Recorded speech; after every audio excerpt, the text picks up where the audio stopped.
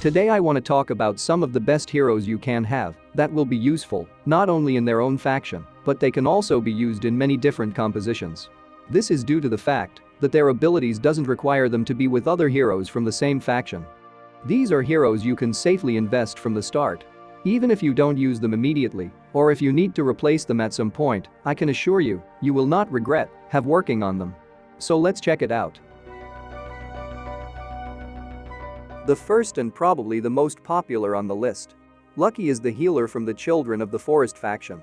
She can slow enemies with her basic attack, cast an area of effect healing, which also protects your allies, raising their defense by 50%.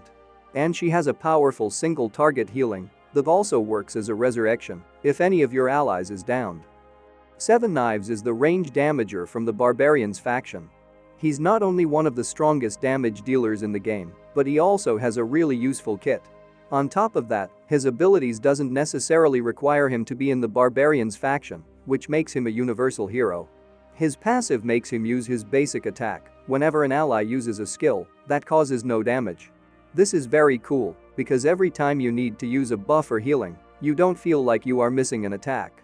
On his active skills, he can lock a target from using special abilities, can remove all buffs from a target and heal himself, and execute enemies that have a certain amount of HP. Seven Knives can cause a lot of damage with all of his abilities. The second healer on the list, she belongs to the Dragonkin faction, but can be used in many different teams, as she doesn't depend on the other dragons to perform her abilities with full efficiency. Her basic attack can decrease the enemy's accuracy, and she has 2 area of effect healing abilities. Her first special can heal all allies and increase their magic resistance for a number of turns. The second special also can heal all allies and resurrects a random ally, with a chance to resurrect a second one. So she is one of the few healers in the game that can resurrect more than one ally at the same time. Soothsayer is not as popular as other heroes on this list, but she can be a really good hero to have. She's not only useful for beginners, but can have some uses in the late game. She's considered the strongest hero in the Kobolds faction. And although many of her abilities benefits only her fellow Kobolds, she pairs really well with heroes from other factions. Her signature ability is the area of effect attack that deals more damage based on the number of buffs and debuffs on the enemies. This ability also puts a debuff on the enemies that decreases all of their stats for a number of turns. And last but not least, the same ability also puts a healer mark on the targets, which makes the next attack by a healer to cause double damage.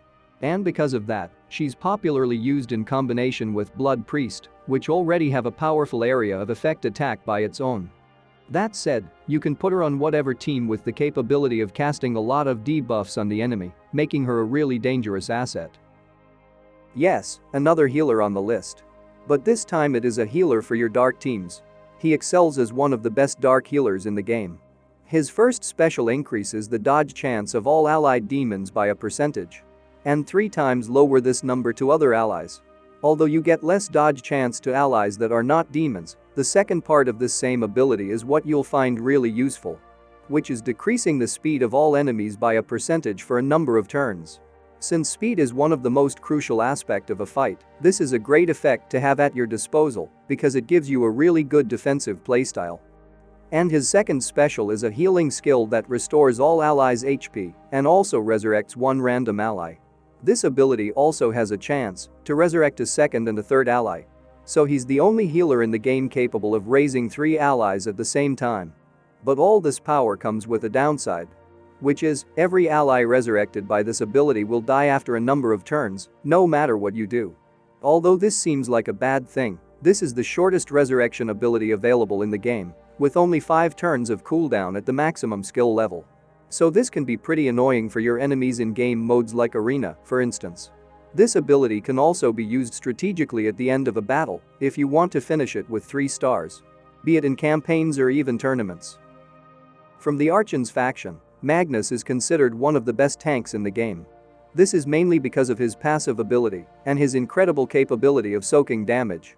He can shield himself and allies. He can reduce a lot of incoming damage, not only to himself, but also for the ally with the lowest HP. He can remove debuffs from himself and heal. And he cannot take critical hits, ever. And lastly, as mentioned before, his passive has one of the most annoying effect in the game, which makes him taunt enemies to attack only him whenever an ally takes damage to a certain percentage of their HP. And this ability has no cooldown. Azariel isn't as versatile as the other healers on the list, but she's probably the most tanky. Her damage capabilities are not negligible either. She's the healer for the Dark Elves team, but is very commonly used in other compositions, like Barbarians and Beastmen. Her basic attack is what really makes her hard to kill, because she heals herself by a percentage of the damage caused. But not only that, she's very useful for her team members. She's one of the slowest healers in the game, but on the other hand, she has a chance to have multiple turns in sequence because all of her specials have a chance to give her another turn. She has 2 healing abilities. One of it is paired with an attack, and I think she's the only healer that can damage enemies and heal allies with the same ability. She also has a passive that prevents an ally from dying after taking enough damage for this to happen, casting a buff on them that prevents any damage for a number of turns or until a certain number of hits. Also, her passive puts a permanent debuff on all enemies at the start of the battle, and every time they are healed, Azariel also gets healed for a portion of her maximum HP. So, she can heal herself a lot, help allies on the brink of death. And overall, her stats are really good.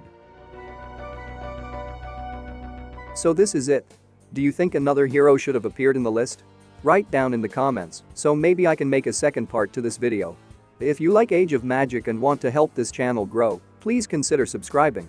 It will make us really happy for all the work done here. Thanks for watching. I'll see you next time.